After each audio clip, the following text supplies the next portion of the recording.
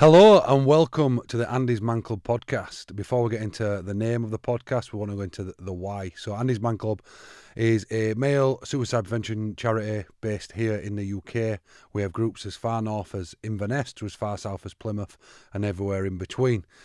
The ultimate aim of the charity was to stop families going through what my family went through and to stop ultimately guys taking their life, because in this UK we have a tragic pandemic of guys taking their life.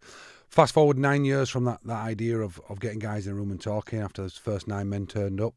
We now have, last night alone, just over 6,500 men all now reaching out for support and talking at our 330 plus groups as of recording this for the first time. So we decided, what other ways could we reach out, support men in 2026? And we decided that a new launch podcast were the way to go. So I've named the podcast our famous old saying, which is brew and a chat. The reason behind a brew and a chat, because that's what we do at ANDYSMANCLUB. We get guys in a room, we have a brew, we have a chat, we listen to each other, we learn from each other, and we offload some of our deepest and darkest secrets, but also we have a laugh along the way. And the podcast is planned to be no different. So we're going to get guests on from an array of backgrounds, from sports people to professionals to celebrities, through to users and facilitators and staff members of this amazing mission. So the idea is to share concepts, share ideas that for those guys who may never want to attend an ANDYSMANCLUB, but can still get the same benefits of being able to listen and get that perception from other people. At ANDYSMANCLUB, we have a very simple concept. We have 5 questions. Technically, we have 6, which is name and positive reason for being here. We then have how's your week been? We have a positive from your week. We have anything to get off your chest, and then the last 4 and 5 questions always keep lighthearted. So we're planning to do the podcast around a similar model. We're still working on the podcast. We're here today doing a pilot. I've got a couple guests coming on today to join me to talk about an array of things, and we'll be throwing in some question 4s and 5s in there as well as our 1, 2 and 3.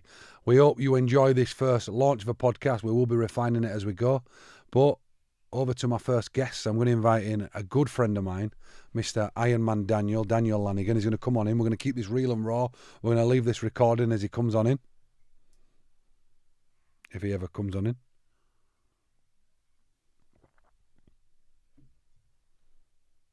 So my first guest is going to be Ironman Daniel Lanigan, a.k.a. Dancing Dan. Come and join us, Dan.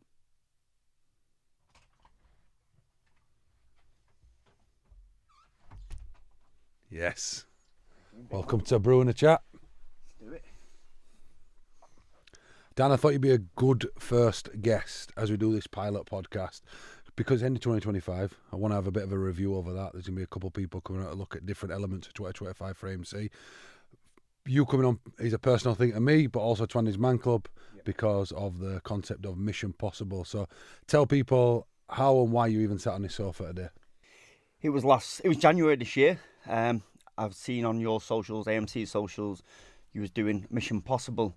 I knew you had a bit of a triathlon background, so I had a quick look into it, and it blew my mind straight away. All 5 UK Ironmans in 1 year. It's kind of unheard of. Shouldn't really be done. You know, it's a tough one. So yeah, I reached out, being a triathlon coach, reached out and just said, look, I'd love to get involved in this. Is there any part I can play? And I won't mind coaching you for it, because it's going to need some periodising this, because it's quite unheard of to do 5. You've got to do the right amount of training to get through 5. So you can't wing this. So yeah, I reached out and we met in a coffee shop, didn't we, in January? And what happened after that blew my mind. Like how big it went, the momentum it gathered. It really did take off. And yeah, like, I'm sure you're going to go into it in a minute. We went from Bolton into Swansea. I think Swansea was the one. Bolton was like, it was a bit like this show, Pilot, wasn't it? Yep. It was a bit like this, And then Swansea, we made a fan zone. AMC, Tri-Central UK made a fan zone. It really hit off. Ironman looked at it and thought, this is a bit crazy, this. Like, went into Ironman Leeds when it just went next level, didn't it? Like, what we created and what you guys created, AMC, up there, that fan zone was unbelievable. And it was used in most of Ironman's social media posts from that. That's how much, attention it drew to that particular area on the run course, the noise we made there. And then what happened from then? We've gotten the the biggest stage in World Triathlon, didn't we? Ironman World Championships in Nice. And again, I'm sure we'll go into it later, but like, unbelievable. One of my best experiences of 2025. You know, it was unbelievable what happened there. And yeah, the attention it drew, and being on the biggest stage in World Triathlon, it's the pinnacle for any amateur age group triathlete. You know, and we're there, we did it. I think what's beautiful about Andy's Man Club is the butterfly effect. It's how stars align, as we always say, and things happen. So I'd been reached out to by a couple of people to help coach, and we'd met for a Brew Chat. Yeah. You know, that's why I love that concept. We'd met over at Starbucks, you know, and we sort of hit it off. But I think what struck me about you was you're a big figure in this sport. You're a very mentally tough, mentally resilient man from boxing background, football, you know, right through to performing on the best level in triathlon. But you have got a personal story, haven't you? Absolutely. Personally, Yeah. and with rest in peace, Jordan, as well. Yeah. So you better tell us a little, if you don't mind, a little bit about that, because it was connect the dots. Were Yeah. It was last year, 4 days after my mum passed away. Me very good close friend tragically took his own life. So it's enough's enough. Like, so when I seen about Mission Possible, and like I have my own story as well. You know, I've struggled in the past. You know, things have not always been sunshine and rainbows. You know, but I've got through it, and we've talked about it before. Like, I was a lucky one. I managed before AMC. You know, I even knew about AMC. I was the lucky one where I got out of my own problems. I just ran. I was a runner. I turned to the only thing I know was sport. So I've had my own issues, I've had my own problems, like most young men today. But yeah, like I said, I was a lucky one. I didn't have the facility what you guys offer now. And yeah, so when Jordan took his own life, it was a case of like, let's see what we can do. Let's try and have an impact, even if it's just that one man. Yep. You know, it'll be all worth it, won't it? So I think we did that. 100%. I think there's a lot I want to dive into with you, but I think what's really important on this podcast is talking is great, and it's definitely a part of something we'll continue to bang the drum about. But there's also lots of other ways that men can be helped through different types of community, whether that be triathlon or running or Warhammer group or whatever guys want to get into. But you've often spoke about this running into your problems, and someone who can relate to that. And I think the idea of this podcast is to relate to lots of different guys in lots of different ways. And tell us a little bit about how running helped your mental health, and for anyone listening who's sat at home thinking that they're struggling, maybe talking it for them right now, about getting on them running shoes and getting out, and what that did for you. That's what I did. You know, I just literally put my running shoes on and got out there. When I'm in the moment and when I'm running, you know, there's no phones to look at. There's no one talking in my ear, and I can answer all my own problems. Right, strip it all back. What's causing all this? And I answer it when I'm running. And you know, they do say, and it is a bit of a cliche, the only bad session you ever do is the ones you don't even attempt. So going for a running, guarantee. I don't know anyone who's gone for a run and come back and felt worse, other than like maybe a bit out of breath, a little bit fatigued. Yeah. Mentally, they don't feel worse, and that's what I did. You know, I just found a concept that worked for me, and that was exercise, running, sport. And now, when we did Mission Possible, I never intended to get the feedback from Mission Possible I did from the triathlon community. But what the feedback I get now is how many people we've helped along the way. Like, what you guys have done has helped me. Like, I get it, someone in my inbox every day. You know, and it was never really did it for that. It was just to help you and get you through it and bang the drum, like you just said. And that's what we do. And I think sport and exercise, physical exercise, you know, is a massive part of sustaining good mental health. I think this year with Mission Possible with yourself has probably epitomised Andy's Man Club and the journey in which someone goes on at Andy's Man Club, whether it be through a campaigning sense, marketing sense, or just their own journey. And when we met, it were all hype, it were exciting. We had Mission Possible, we were going into the unknown, we were going into battle together. We started, as you said, a bit like this podcast, we're just winging it, we're seeing what's going on. Obviously, you're a phenomenal coach, you'd got that structure in place. We did Bolton, then went to Swansea, which were a phenomenal experience. Went over to Leeds, got the first full Ironman done there in Leeds, in hometown. You know, went viral, some videos of you with the Tri-Central and the Andy's Man Club. gazebos up, and I think that was probably the best energy station. We'll call it an energy station out of anyone. You know, there were aid stations, there were other stuff going on, but this energy station, I think what you always bring is that energy. And I could keep hammering home about that, but then reason why what I'm trying to get to with this is then we were very fortunate to get invited to World Champs in Nice. And while we're out in Nice, it was probably the highlight of even your triathlon career. And you weren't racing that day. You know, Ironman have thrown stuff at us. You know, we've got the documentary coming out in January from them. We were on Strava. You know, stuff as an amateur athlete who loves all this stuff and being a professional athlete formerly, it was probably even the epitome of that. It was like, wow. And I remember being on the run. And I'd just coming on bike, you were all hyped up, everyone were buzzing, and I turned on the second lap and I come out and you were crying.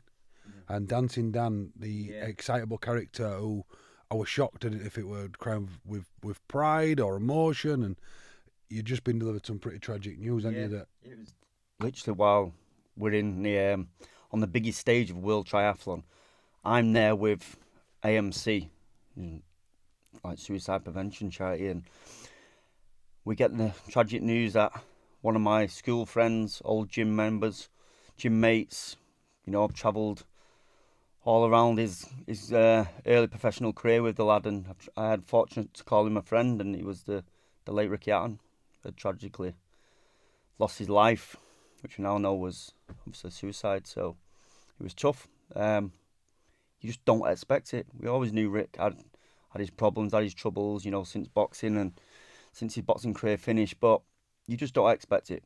Like, the thing with Ricky was very vocal about his struggles as well, and that's what ANDYSMANCLUB's about. You know, it's okay to talk, and he did that.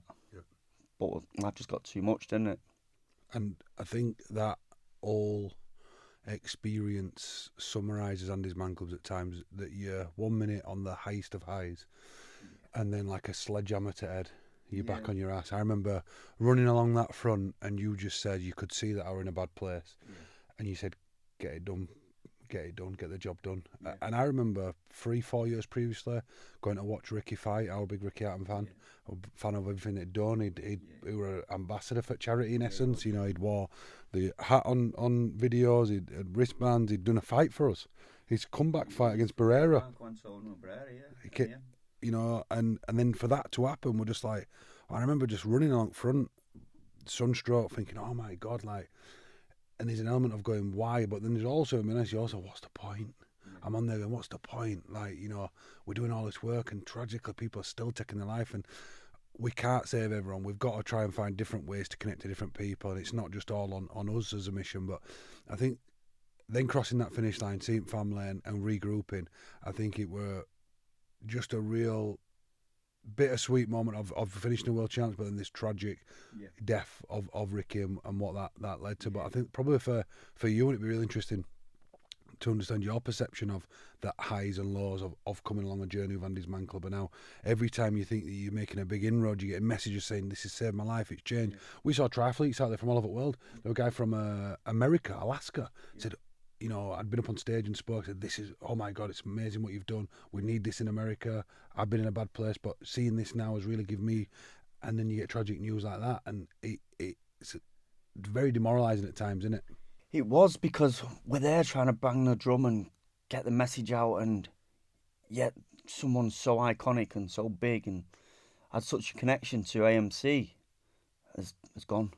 It's like, you do think, what's the point? Like, but, you know, the thousands of other men you guys have helped, and the Mission Possible have helped, you know, the numbers don't stack up, do they? So we've saved more men than we've lost. 100%, and I think, and I'm glad you alluded to that, because that's hope. I think the reason why I mentioned about that, what's the point, is because people can often think that when a big character or figure, you know, who's battled and lost that battle, but we've all got to continue to keep that fighting.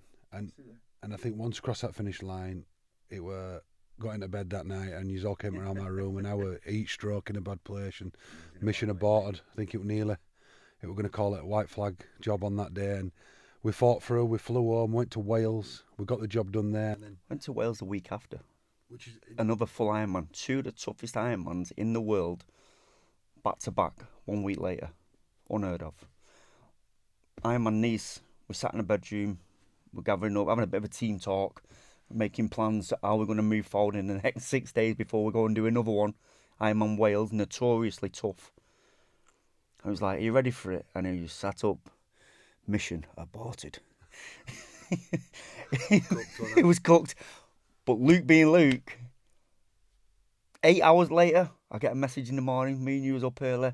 I'm at Starbucks. Walked over to Starbucks. He's there. I'm dancing, Dan. You were dancing, going, "It's on, mate. It's on. Let's get this job done." Mission back on. Yeah. That's what we do. We keep fighting. Keep moving forward. That's what I'm glad we've got to there. You know, that no matter how we feel in a moment and we want to call it a day, sometimes going to bed, getting up next day, regrouping, can be the big difference. AMC use it a lot, won't it? The storm will pass.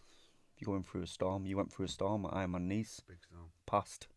I think then if we round off Mission Possible, obviously, went to Wales, finished that. 4 days later, flew out of another amazing charity to Italy, cycled across it with my old man, which was a powerful moment, and then finished it off with, and I'm segueing in lovely, with a chap called Kenny and Bart's, and we decided to run the Great Scotland Run just to finish, because at Andy's Man Club, and Big Alex, and I'm going to bring him in, but we do a lot of different types of events, and for those that don't know, Mission Possible started to do the Ironman, but we had to make it a little bit bigger than that because we had to connect everyone. So we started at the beginning of the year was a remembrance run, a marathon in Darren's footsteps for Darren Edwards, who we tragically lost, and then we did Great Birmingham Run, we did Yorkshire Free Peaks, lots of different ways to connect different people. We finished the year up in Scotland because we wanted to start at the south of the country, finish at the more northerly point, and we even went over to France. So we covered the whole country because we wanted to show that Mission Possible for all. I ran it with Kenny and Bart's, but we also had Big Alex up there running, and those three now have become a bit part of your life, haven't they? They have. I managed to meet Bart at Swansea. Lovely guy. Kenny and Alex had the longest conversation, London, where I was invited to. Again, massively appreciate everything.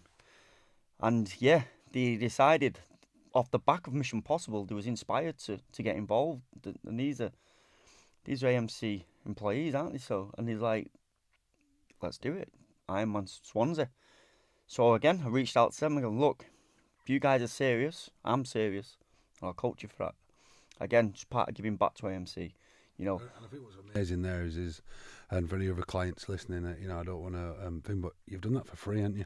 Done it for free, yeah. Completely for free, and I think that's the power often of giving. You've got something back from that, but you're going to take free lads, and let's not beat around bush here. These are free lads. We call them staff of Andy's Man Club, and people often might then put them on some sort of pedestal, like they're safe, they're mentally secure, etc. But these are free guys from all over the UK, from as far south as Bristol, up to Perth and Fife, who are all strangers themselves, who were all at the depths of despair in their own lives, whether it were with alcoholism, whether it with self-doubt, riddled anxiety, panic attacks, all different stories for each of them. And this is a good representation of Andy's Man Club, but all three of them guys walked through a door of Andy's Man Club. Alex was actually the guy who he walked through the door of a group in Halifax and took it back to Perth. So you might not have known that. So there were no groups. Alex was the Scotland pioneer. So them guys are all struggled with their own mental health in a variety of ways, very deep, dark struggles. They've then wanted to give back once the group had done it, and they became a facilitator, a voluntary role. So again, that giving back and feeling that feeling. And then when a job came up in their area, they went for that job. And I think that's what's beautiful about Andy's Man Club, is that it's run by guys who used to use the club, still do, called facilitators. It's then overseen in that area by guys who have lived and breathed it and now work for us. And then even our head of groups for Scotland and England and Wales are guys who use the club. And I think that's why you can never lose touch of it. And I think you've sort of done that exact same thing, is you've come in and you've felt something back yourself. You continue to see the tragedy that goes on within Andy's Man Club and outside. And then now you want to give back to three guys who all, you'll admit, are coming from very different starting points to myself. Yeah, and it's when they're coming from like no triathlon background, it makes my job 10 times harder because I've got to teach them everything. With you had a triathlon background, and you have a big sporting background. These three guys have gone, now we're just going to do it. So it's a lot more work, but the way they've adapted, adjusted, and got on with it so far is, and it's just what they've done in life. Just got through it, fighting one session at a time. They know they're going to get to the red carpet at Ironman Swansea, and that's what we'll do. We'll just keep moving forward, keep taking them sessions off. Well, tell us about this. Two things that I want to pick up on you with. One is how does someone initially get started? Not even in triathlon.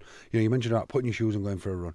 What about someone who's on the couch? They might be overweight right now. They might be struggling with energy. They're just all over the place, and they're wondering about how they get to that point. And then also, what are the boys doing next year? Because I really think it's important that we look forward, and then we'll talk a little bit about goals for next year. So the boys are doing Swansea, aren't they? So it was my job now to get them fit enough to go into some 70.3 specific work, which they will do. And right now, if you've been honest, yeah, are they ready right now? No, they won't get round. Yeah, no chance. But let's see, May time, they'll be ready then. Yeah.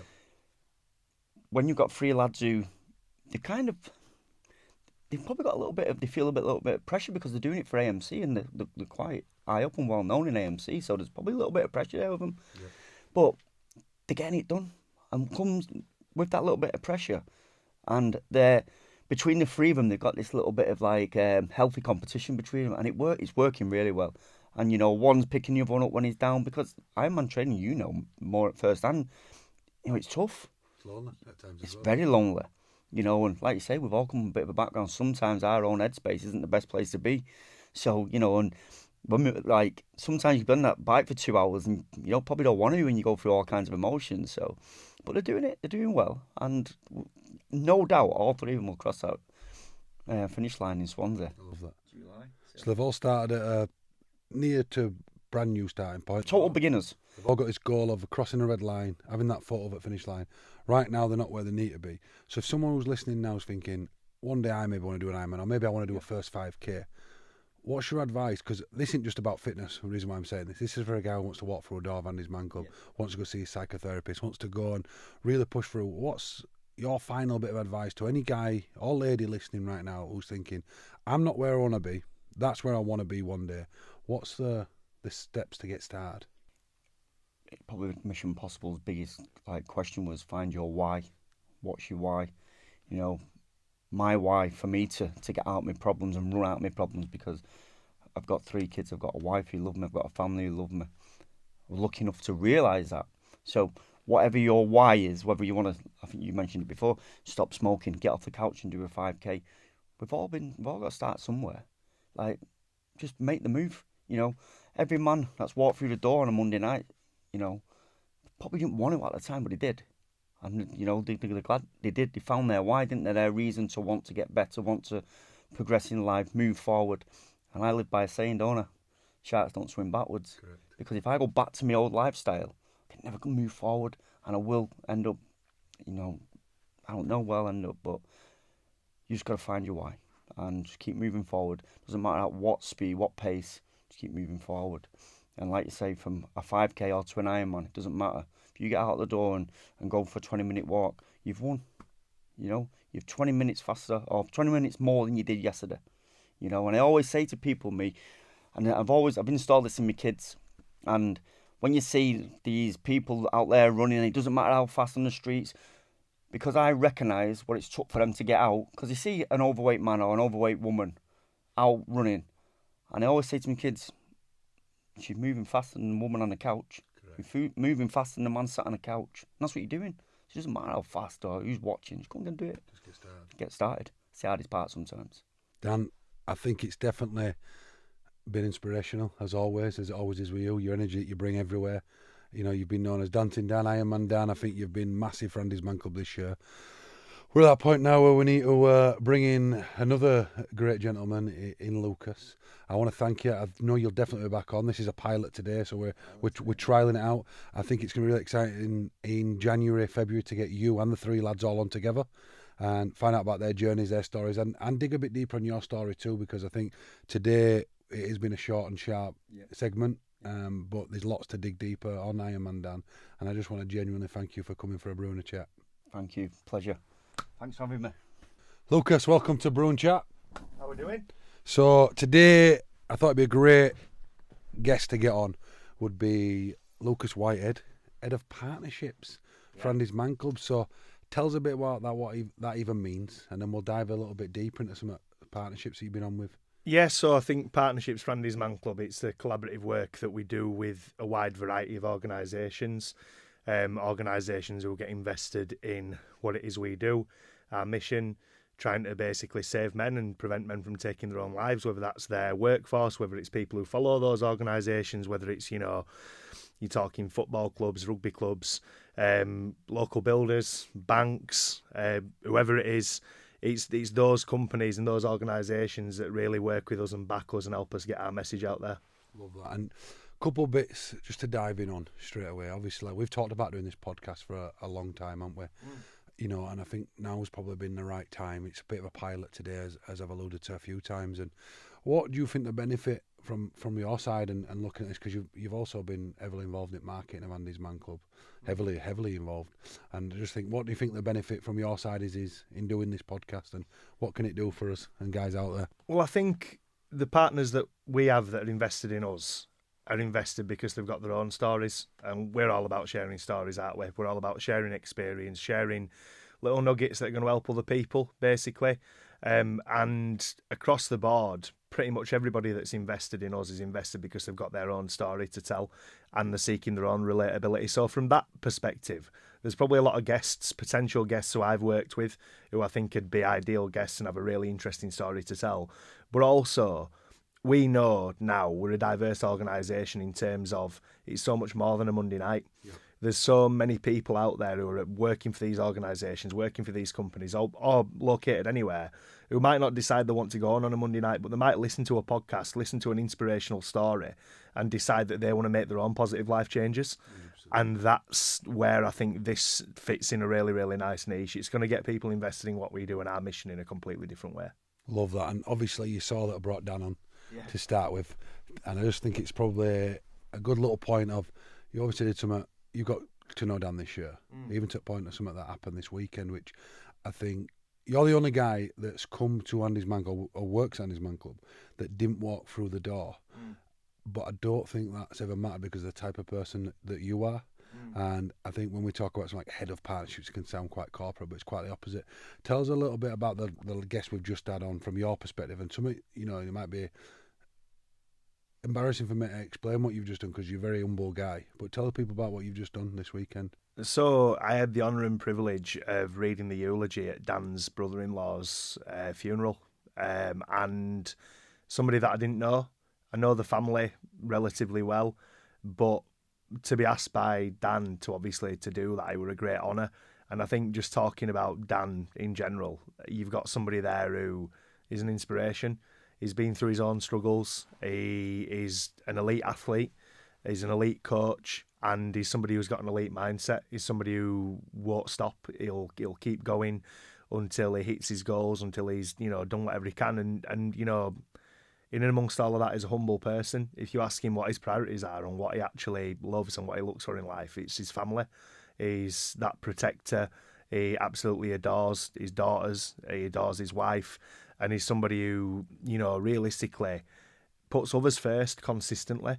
But yeah, I mean, to be asked, obviously, to do that, we're just completely beyond belief. I think I like to play it cool and say that there weren't a bit of nerves involved, but there were definitely nerves involved. I think in this job, obviously, I've spoken in front of a range of diverse audiences, and I think every day that I'm out there telling the Roberts family story, it was similar in a sense to what I did on Saturday, because I'm telling this story and I'm starting to feel as though I know this person. I'm starting to feel as though I understand this person, and obviously I think to be bestowed the honour of obviously telling the Roberts family story week in, week out, and then to be bestowed that honour as well, were just absolutely fantastic. I had to go and calm down with a few beers in Whitby on Saturday night, to be fair, after it had all happened. But yeah, it was class, really good. I think why I wanted to talk about was to not necessarily just big you up there, but I think with the character that you find Dan at, and we're keeping it real and raw today, he would have to have a good judge of character to want to invite someone in who'd only met this year and have that feeling of you. And I think you do sort of really epitomise someone who is unbelievably funny, caring, and has such a warmth about you, which I think and you're also a lad, and I think that's really important. AMC sometimes, behind some of his messaging, it might feel that this is we're still lads. You're a football manager, bang average player. That's right, isn't it? Injured, overweight player. And I think reason why I'm bringing that up is because I also want to show the other side to AMC that we're not deep, dark, serious all the time. In fact, it's quite the opposite.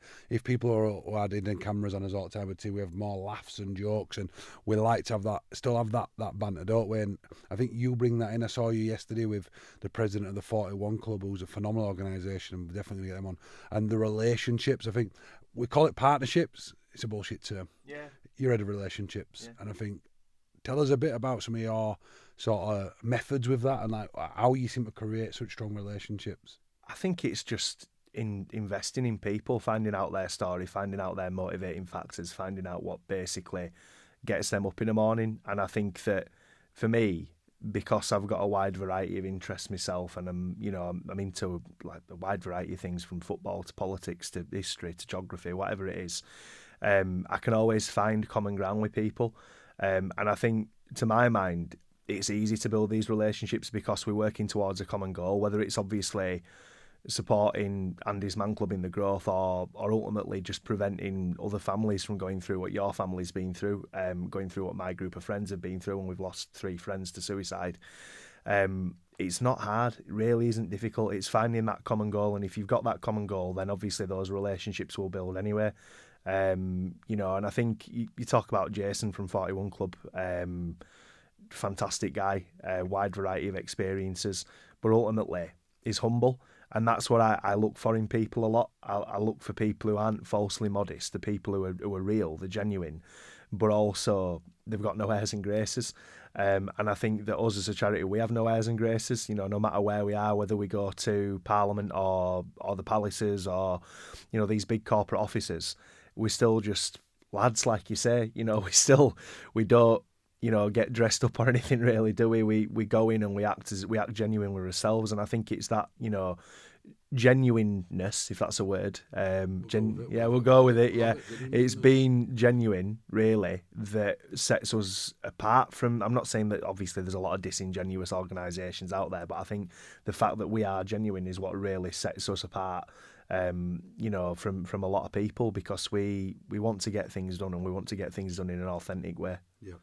And I think something I really want to pick up on with you is what we've done lots of relationships, partnerships this year, haven't we? Some of them I'm still pinch myself when I see some of the stuff that's been done over years. I guess not just this year, but over years. What are some stuff that stood out for you? Because you could maybe even take people as you lead to this on your journey coming to Andy's Man Club, from a young lad who got the job as in marketing, then found yourself in this concept of partnerships and relationships, now sat on OLT as a key member of that, and really leading this charity forward as one of the most senior staff on that OLT. To some of the partnerships that you've managed to secure and some of the work you've done. So tell us a little bit about that. If we're talking highlights, I'm going to pick one, which were a lady called Maria, who worked for NatWest. She still works for NatWest, and she spoke before I did at one of their conferences in London about losing her father to suicide, and spoke for the first time. She were in her early 50s, I believe. If you're younger, Maria, I'm sorry, but she opened up about that and inspired other people, and really took that forward throughout the rest of NatWest and throughout the rest of their partners who we work with. A shout out as well to Paul Tarbuck and Dean Johansson at that end at Morrison Spottiswoode, and then also at NatWest for making it all happen. But there were a moment where we all climbed Arthur's Seat together. Maria were there. There were Paul and Dean, who I've mentioned, and a few of our lads from Scotland as well. A couple of our lads who actually carry disabilities as well, and we all got to the top of Arthur's Seat and we all helped each other. And it was exactly that moment of there being no airs and graces, no interest in your roles, no interest in your backgrounds. We've all collectively worked together, pushed each other on, and got to the top of Arthur's Seat, which is a lot steeper than people think. But that, and then if I'm talking, from a purely sort of selfish perspective, everything that we do in the rail industry really, really gets me going. And yeah, you probably won't even realise this, but my great-granddad, my grandma's dad, he was a rail enthusiast. I discovered his journal about 3-4 years ago. And in there, in and amongst all the rail stuff, and also the notes he made when he was a night watchman in World War II, stopping planes, from obviously bombing Leeds, were basically something called Pelmanism. I don't know if you've heard of Pelmanism before. So Pelmanism were a form of self-help that they used in the 40s and the 50s, and it was basically a very early sort of mental health thing. Yeah. So I've always been told that there's a lot of parallels between me and my granddad Tommy, who I never met, by the way. And for me to now be doing this in the rail industry, while also, working on mental health, which was something that he was clearly into in the 1940s and the 1950s. Every time we do something like wrap a freight locomotive or, the Trans-Pennine Express DMU, sorry, that's for Ian Watson, that's a rail term, that we managed to wrap the year before. I'm always thinking of carrying that flame for me, Grandad Tommy, which is crazy. So, I mean, the fact that we've achieved so much in rail this year as well with those 2 additional train wraps, and then also the work that we've done with the variety of operators to really put ourselves forward as, one of the leaders in this field within that industry as well. What gives me goosebumps every time I get to London King Cross and I see the Andy's Man Club post on the digital board.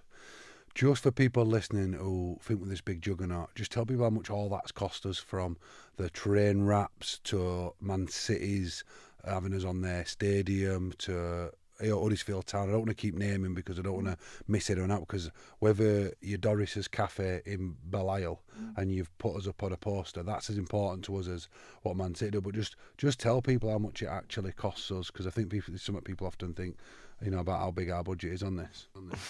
A little bit of sweat, that's all it costs, isn't it?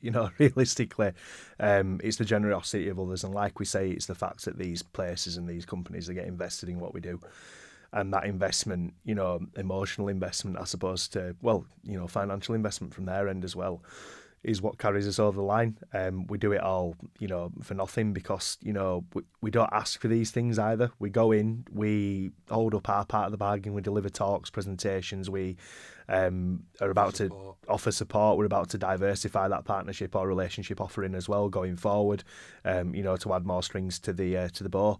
And realistically, once we've got people invested, once we've delivered our part of the bargain, that's when people decide they want to give something back, and that's where all these relationships have come from. I mean, even Man City, we talk about, started with a presentation, but like you say, those sort of, I don't want to call them small acts, but those acts that aren't as maybe glitzy or glamorous, like you say, a poster in a cafe or whatever.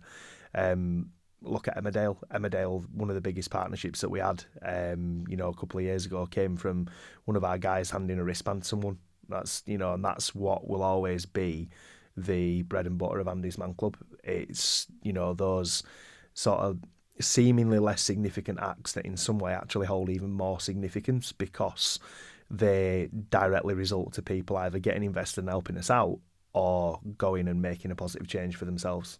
And I think it's beautiful, isn't it? In a nutshell, for those that are still working out what he meant by the sweat, is it's free. We don't ever pay for any of that stuff, not because we're trying not to, we try to be cheap. We're a charity, and ultimately we've got a mission to help as many families, and we align ourselves with organisations who do that. And I think this podcast is a great example of that. John and the team here have been phenomenal. That all came from an introduction from the television centre for wanting us to do some stuff here, which we're doing for free. We can send the team down. We're going to be, for the residents here and all the people here, we're going to be doing an awareness events all throughout 2026. And then we met John, and there was just a natural synergy there, that and he's gone beyond and above to source these sofas and source the coffee table, and he's come in and he's willing to come in on his day off to make this happen for us. And I think that's what makes Andy's Man Club so special.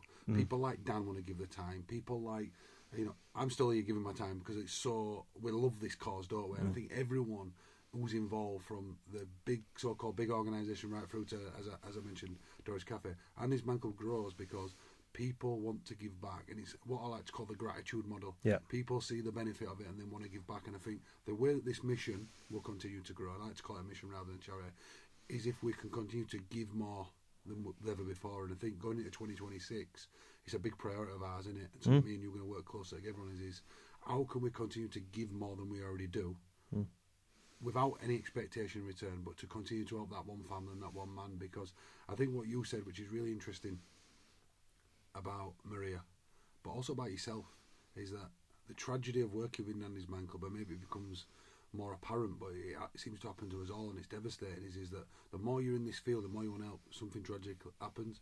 And I know, like Dan, you tragically lost a friend, didn't you, if you want to share? Yeah, so there's like I touched upon, there's 3 friends, but the 2 that I always touch upon in more detail, there's Saul Lee, who we lost 4 years ago now. Again, local footballer, best footballer that I've ever played with. Sorry to any lads at Woolpack who are listening, but he had a wonderful left foot. He, played academy level. All the lads in the town wanted to be him. All the girls wanted to be with him. And unfortunately, he took the decision to take his own life. And you had, a couple of hundred, if not more, people at his funeral. So that came as a shock, and it was that cliche, life and soul of the party. And then equally, Connor Helens, who we lost nearly 2 years ago now, about a year and a half ago. Absolutely tragic, really talented musician, talented producer, just about to do some stuff with a really big record label as well. Seemingly had everything sort of lined up for him after having a couple of tough years.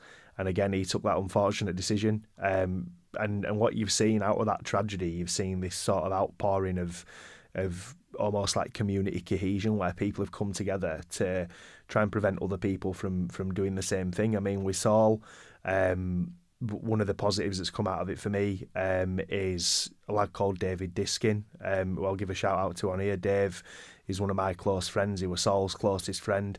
And since Saul's death, me and him have become close again, which is, more valuable than anything really. And then after Connor's death, you've got Nikki Helens, who appeared in That One Man, the Andy's Man Club film.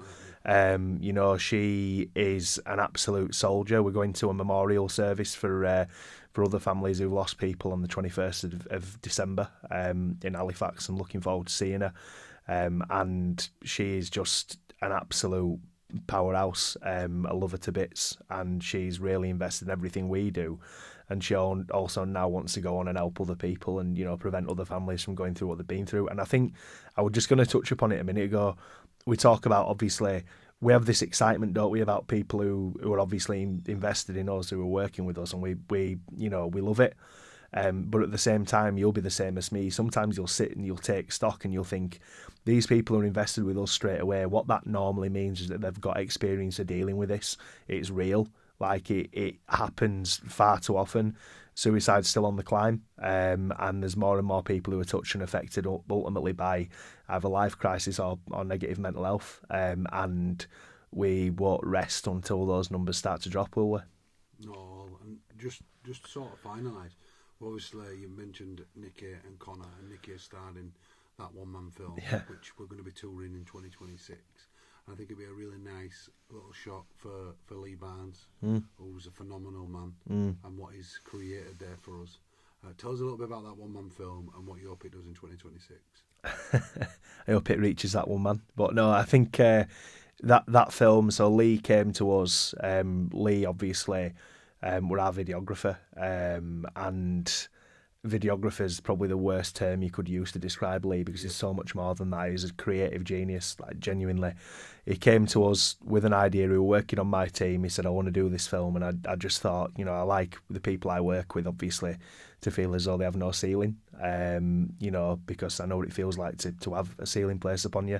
He came to us with that idea, basically worked incredibly hard to achieve it. Had a variety of really interesting cast members, from Adam Fogarty to Chris Kamara to Daniel Wayman, and obviously Nikki Helens as well. Yourself. And me, somehow, putting that House Drama Best Actor Award from Year 9 into full effect.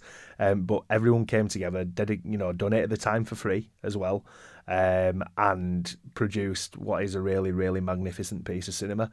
It's a film that will stand up even without, having that investment in Andy's Man Club and its story. It's something that people can get invested in and something that people can relate to.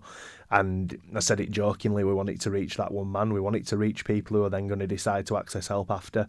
But realistically, it's got a lot of power as that to, like we say, get in front of people and just be a piece of content that's really relatable and people can love and people can enjoy. And I think it's something that will also bring people together. You get those families who've been bereaved, you get those people who've got their own stories who'll come to those screenings that we'll put on, they'll watch them, and they'll feel as though they're finding the home. People feel isolated and alone, don't they, after they go through, you know, tragedies like losing someone to suicide. And to just give people that sense, even if it's just for an hour and a half while they're watching the film, that they're not alone, that's more powerful than literally anything else we can do. 100%. And I think, to touch on Lee, he is a creative genius. Yeah. He's a spicy individual, as he calls himself. And I think, you know, he's going into pastures new. But I think and a devastating to lose him, you know, to elsewhere. Yeah. But what a legacy, I guess, he's left with that film. And I can't wait for people next year. We all went for a private screening.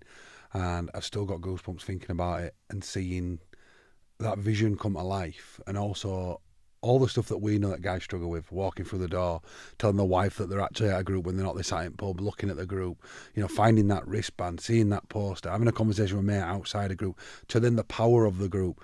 And I think it really encapsulates everything good about ANDYSMANCLUB and also all the hardships. And I'm really looking forward to next year on his 10th birthday.